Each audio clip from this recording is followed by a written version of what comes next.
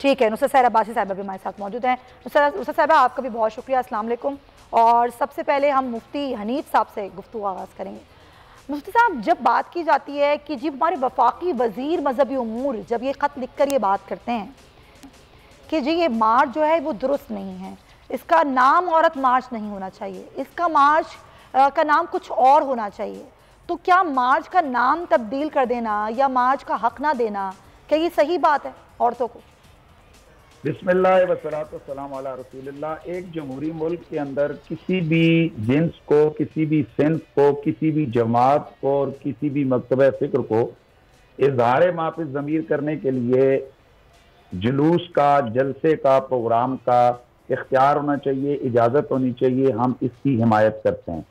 لیکن جس وقت ہم ایک اسلامی ملک کے اندر رہتے ہیں، تو جب ہم پاکستان کے اندر ایک ریاست کے اصول اور قوانین کے ماتحت یہاں رہتے ہیں، تو پھر ہم پر بہت ساری چیزیں خود بخود ایسی لاگو ہو سکتی ہیں کہ ہم اپنے ما فی الضمیر کی ان چیزوں کا اظہار کریں یا ان چیزوں کو ہائی لائٹ کریں کہ جو قرآن و سنت اور ہماری ریاست کے قوانین سے متصادم نہ ہوں۔ اب کوئی آدمی آزادی مارچ کے نام پر مارچ کرے اور اس میں پاکستان کی ریاست کے خلاف یا اداروں کے خلاف، فوج کے خلاف 2-4 بینر ہی لگا دے، اور اس جماعت کا نعرہ یہ ہو کہ ہم چاہتے ہیں کہ ہمیں ہر قسم کی پریشانی سے آزادی ہو، تو اب ان کا مارچ کرنا تو ٹھیک ہے، لیکن کیا ان کو اجازت دی جائے گی؟ اس کا کیا تعلق ہے؟ وہ تو ظاہر ایک نیشنل سیکیورٹی پہ معاملہ ہو جاتا ہے۔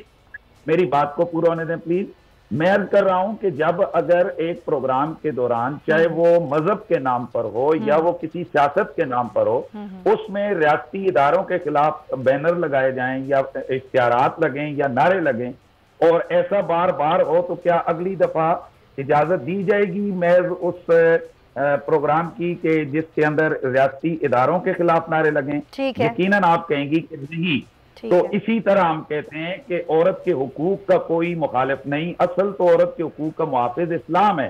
یہ قرآن ہی ہے جس نے سورۃ النساء عورتوں کے نام کی ایک سورت ہے، دنیا کی کسی کتاب میں ایسا چیپٹر اور عنوان موجود نہیں ہے۔